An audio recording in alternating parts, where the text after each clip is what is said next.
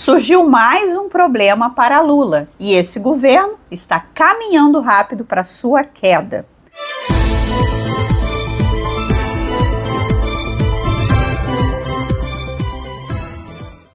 Olá, amigos do canal Vista Pátria, eu sou a Débora e uma mobilização rápida e pouco comum atualmente foi organizada do dia para a noite e mostrou alguma certa capacidade de articulação do segmento feminista. Só que isso também é um problema para Lula, mais um. O que poderia parecer uma força da esquerda, na verdade, é a evidência da falta da capacidade de comando de Lula. O PT orientou para que a base do governo não resistisse ao requerimento de urgência do PL que regulamenta o aborto em caso de estupro. Só lembrando a vocês, pessoal, que o canal é mantido pelo seu apoio, que pode ser realizado através do Pix ou do link da vaquinha no primeiro comentário. Seu apoio é muito importante para mantermos o nosso trabalho jornalístico. O governo tem sofrido várias derrotas e a capacidade de convencer deputados através do dinheiro de emendas tem diminuído. Nesse caso, o governo tem que escolher bem aonde queimar esse cartucho. Devido ao desastre na gestão fiscal do governo, esse cartucho deve ser empregado em pautas econômicas para tentar dar uma sobrevida em sua própria imagem. Isso ficou evidente na pauta do aborto. O governo transfere a capacidade de decisão para o Supremo Tribunal Federal, o que por si só já diminui a capacidade da própria governabilidade. Então, como Lula sabe que vai perder no Congresso, ele nem se esforça para articular algo. Isso tem gerado atritos com sua militância e ontem isso foi evidente quando os grupos feministas conseguiram fazer uma mobilização pequena, mas conseguiram colocar gente na rua e virar notícia nos principais veículos de comunicação. Só que isso evidenciou ainda mais o descaso do governo com um tema que deveria ser prioridade para eles. A Janja, que se diz feminista, porém ficou calada e só veio falar alguma coisa hoje, após a pressão dos seus apoiadores. A capacidade de uma mobilização em várias cidades do dia para a noite não é algo que se vê todo dia. A última vez que a direita fez isso de maneira pontual, e aqui eu excluo a manifestação na frente dos quartéis após a eleição de 2022, pois ali foi um movimento contínuo que durou meses. Estou falando de uma manifestação urgente do dia para a noite. A última vez que eu vi a direita fazer uma manifestação assim foi em 2016, quando Sérgio Moro liberou os áudios do grampo em que Dilma negociava um cargo para Lula ter foro privilegiado. Nós temos uma Suprema Corte totalmente acovardada. Nós temos um Superior Tribunal de Justiça totalmente acovardado, um parlamento totalmente acovardado, somente nos últimos tempos em que o PT e o PCdoB começaram a acordar e começaram a brigar. Nós temos um presidente da Câmara, um presidente do Senado, não sei quantos parlamentares ameaçados, sabe? E fica todo mundo no compasso de que vai acontecer um milagre e vai todo mundo se salvar. Manifestantes que tentaram invadir o Congresso Nacional seguiram agora em direção ao Palácio do Planalto e agora estão espalhados aqui pela rua. Mais cedo houve um tumulto em frente ao Congresso Nacional quando um manifestante furou o bloqueio da Polícia Militar e entrou no... Assim que o áudio foi liberado no final da tarde, o povo começou a se mobilizar e foi para a rua no mesmo dia. Eu lembro que eu fui também aqui em Copacabana. Na época, nos concentramos no posto 5 e depois saímos em passeata naquela mesma noite. A marcha feminista de ontem levou pessoas suficientes para virar manchete de jornal e influenciar os políticos. Com a narrativa falsa de que o projeto seria pró-estuprador, quando na verdade ele só limita o tempo de aborto em caso de estupro para até 22 semanas. Esse projeto já foi rechaçado ontem por Pacheco.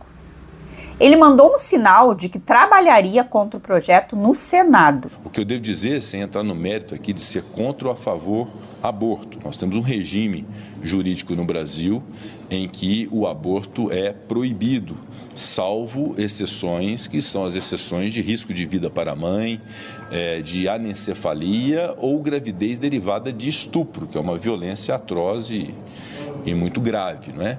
Então, essas hipóteses são hipóteses que fazem com que o crime não seja crime, não é? Que isso seja possível, então, se realizar o aborto. Mas, na sua essência, o aborto é considerado um crime doloso contra a vida, está lá no Código Penal, e ele é naturalmente diferente do homicídio, né?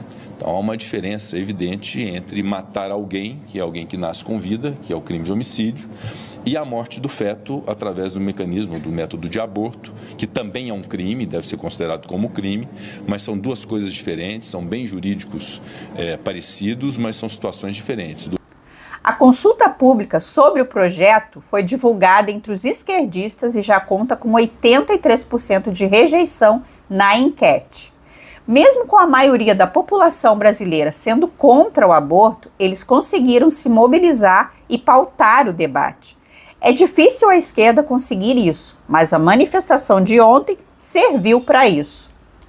Um projeto que nasceu muito promissor agora tende a ser barrado no Senado ou judicializado no Supremo Tribunal Federal. Mas Arthur Lira, que depende da bancada evangélica para fazer seu sucessor, acabou tirando o coelho da cartola. O presidente da Câmara vai incluir no projeto o aumento da pena para o crime de estupro. Sóstenes Cavalcante, um dos autores, já concordou, e essa deve ser a linha para salvar o projeto de lei. Lula queria ficar de fora dessa briga, mas sua militância o empurrou para ela. Agora, o governo vai ter que gastar energia com uma pauta que eles não estavam esperando. Diante de tantos problemas fiscais e econômicos enfrentados pelos petistas, eles vão ter que dividir suas forças para agradar sua militância. O resultado disso será o enfraquecimento das pautas econômicas e, consequentemente, mais perda de governabilidade. Governos com crises econômicas no Brasil sempre caem.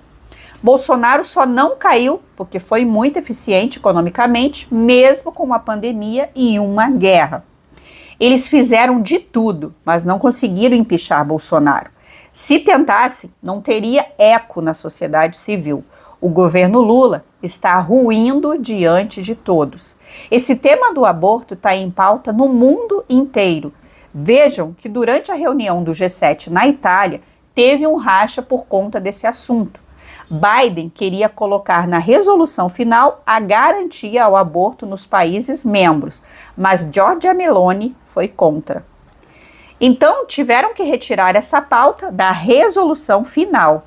Macron aproveitou para criticar Meloni, mas ela rebateu dizendo que ali não era local para fazer campanha eleitoral, fazendo uma menção ao pleito provocado por Macron quando dissolveu o parlamento francês. A cara dela ao cumprimentar Macron foi impagável. Ela que também protagonizou essa cena interessante ao ser cumprimentada por Sunak, primeiro-ministro do Reino Unido. A repulsa pelo britânico é evidente. Outro que protagonizou uma gafe no G7 foi Lula, que confundiu o cargo de Haddad. Para acalmar o Brasil em relação ao Haddad, a posição, essa pressão toda? Não tem nada com o Haddad. O Haddad é um extraordinário ministro da Defesa, não sei qual é a pressão contra o Haddad. Seria o excesso de álcool? Lula só não conseguiu ser pior que Biden. O presidente americano está completamente senil. Pessoal, esse foi mais um vídeo. Muito obrigada a todos vocês que nos assistiram até aqui. Compartilhe. Se você gostou, deixe o seu joinha.